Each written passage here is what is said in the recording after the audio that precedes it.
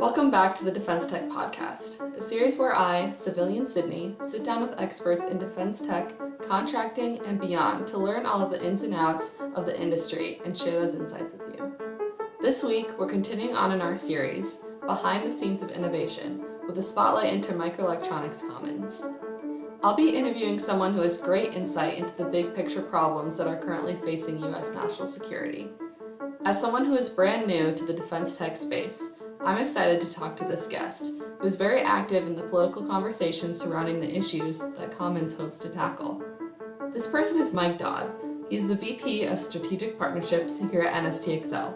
It's hard to put into words everything that Mike does, as he has had an impressive career, including 11 years of service for the U.S. Marine Corps, followed by close to 14 years of advising business portfolio companies, and 10 years of significant work on the civilian side of the defense industry, directing and advising in global security and defense for various corporations.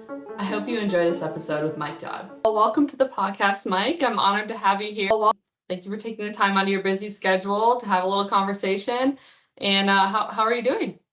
Yeah, I'm good. Thank you very much. I appreciate the opportunity. Yeah, it's going to be great. I know that you are a former Marine officer with over 11 years of service under your belt. Do you care to just share a little bit about that experience and then how you ended up working in government contracting? As cliche-ish as it may sound, just joining the Marine Corps was really my calling. So joined out of high school and did a 4-year enlistment, and then pursued a commissioning path so I could get my commission and go to college. So my intent was to stay in the Marine Corps for 20 plus years. So I had a great experience, and I was an infantry officer and a force reconnaissance operations officer. So I got to be the proverbial tip of the spear of the Marine Corps' kind of mission. And had a wonderful time. And unfortunately, I ended up getting medically retired after 11 years. The however comma is, I still got all my fingers and toes, and I might not jump as high or run as fast, but otherwise in decent shape. And then it just kind of timing wise, when I left the Marine Corps, was right about the time the Iraq War was kind of escalating.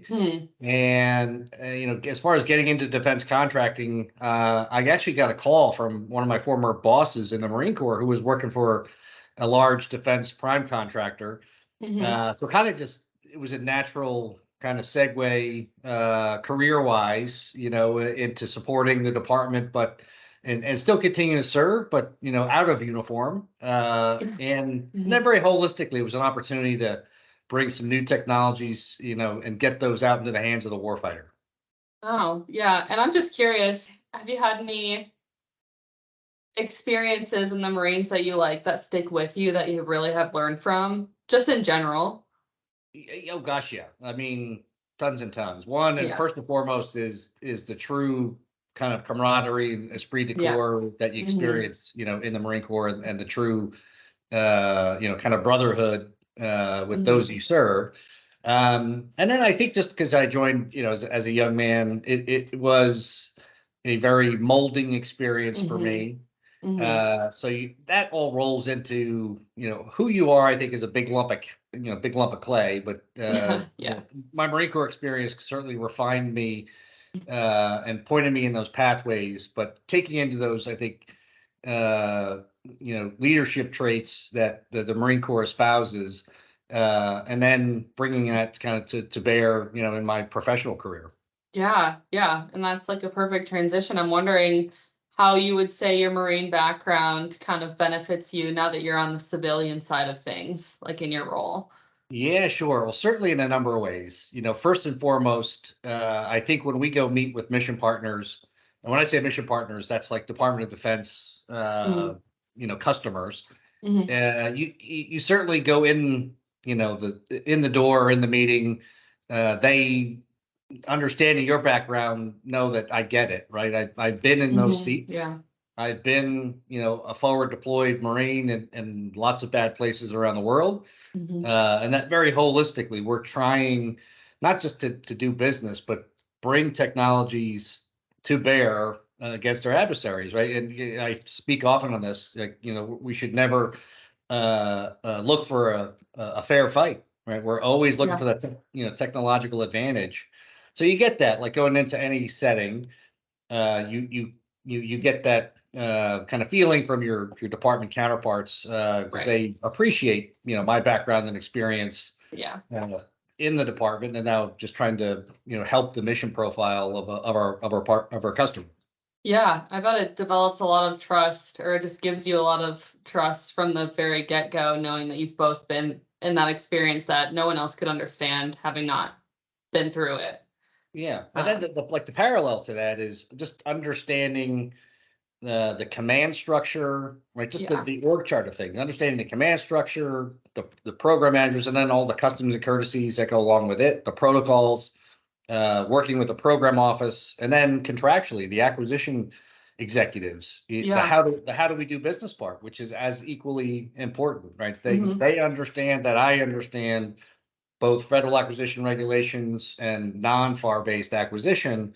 Hmm. So they just the do business part is covered, which often can be as the single biggest barrier to entry for a Right. small business or a non-traditional entity is, a mission partner may get excited about a technology, but if you don't know, how to do business with the department, you're not going to.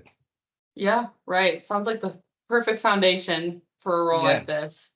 Um, Before I get too ahead of myself, I do want to dive into something that I feel like is really important in conversation right now, just to kind of paint the big picture of the urgency of what we're talking about today, which is like the chips crisis and yeah, therefore like Microelectronics Commons project.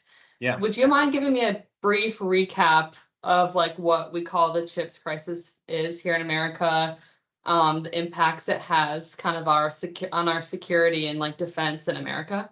Sure, and appreciate that because I think this is something that's very often overlooked till I think Hmm. very recently with Chips and Science and the Microelectronics Commons program, where if you go back about 10 plus years, Naval Surface Warfare Center Crane Division, the Navy base in Hmm. southern Indiana, chartered a study in microelectronics, right? Because that's one of their mission areas.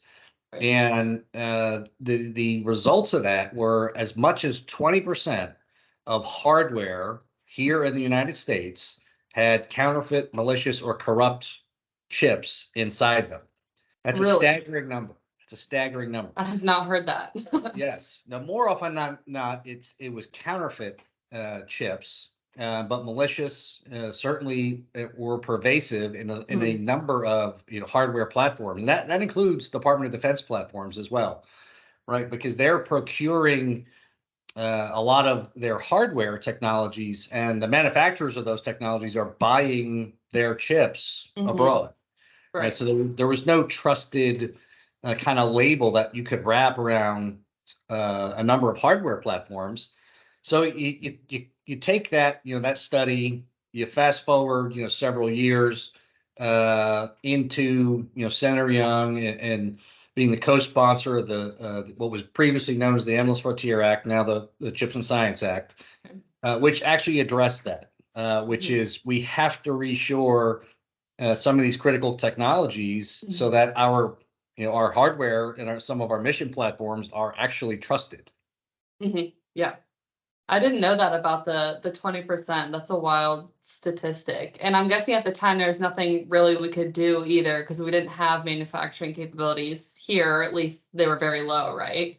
Absolutely. So this whole like lab to fab concept is not necessarily new in its ideation, but certainly new in execution. Mhm. But I mean, no insignificant lift to reshore Right. the manufacturing capability of actual trusted Yeah. microelectronics and chips. Yeah.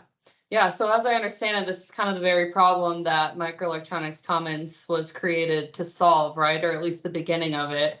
How exactly will a program like this even begin to solve an issue that exists, like you were saying, like kind of at a global scale?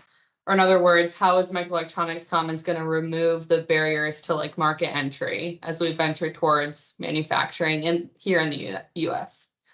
Yeah, so it is taking that critical, very first and massive step, which is reshoring the trusted microelectronics and chips here to the United States. And in this, what we're calling this lab to fab foundry, and as importantly, is giving access to small businesses, set aside companies, and non-traditional entities that have access to these trusted chips on almost a chips as a service, to try and oversimplify, how it may work. Yeah. But if we're going to bring those technologists into the defense industrial base and have them service the unified combatant commands with the most cutting edge technologies and systems, they have to have access to trusted chips that go into the stuff, right, that they then is procured by the department.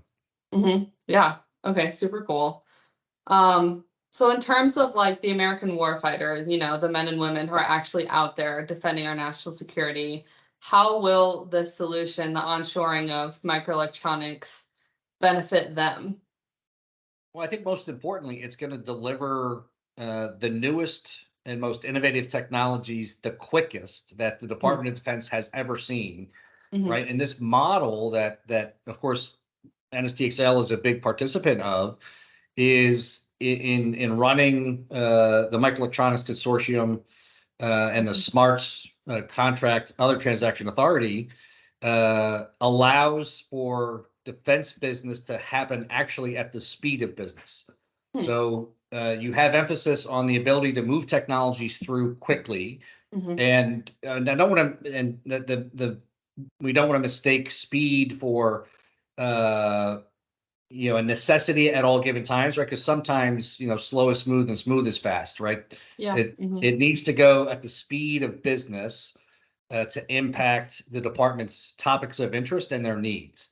So that's kind of thing one. Thing two, for the men and women in uniform, is it's allowing them to see some of these technologies in these very early stages. So very limited R&D that turns into prototyping, that turns into limited production, that can, if the technology merits and has those kind of ROI impacts, to go to full production or a program of record, at scale. So the technology can move as quickly as the department needs it to, and it can be the most compelling technologies that, it's very competitive, obviously in a great way.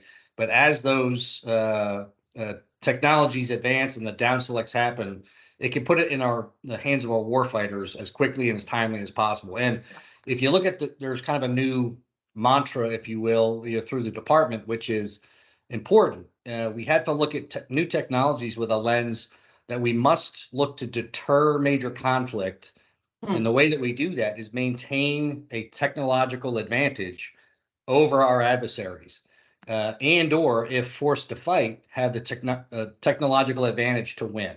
So that's the drivers for and kind of the mission set for Microelectronics Commons and how important it is for our men and women in uniform. Yeah. Well, I heard you mention the use of the other transaction authority and how important that is for like efficiency in this. So Microelectronics Commons was made possible through the utilization of an OTA.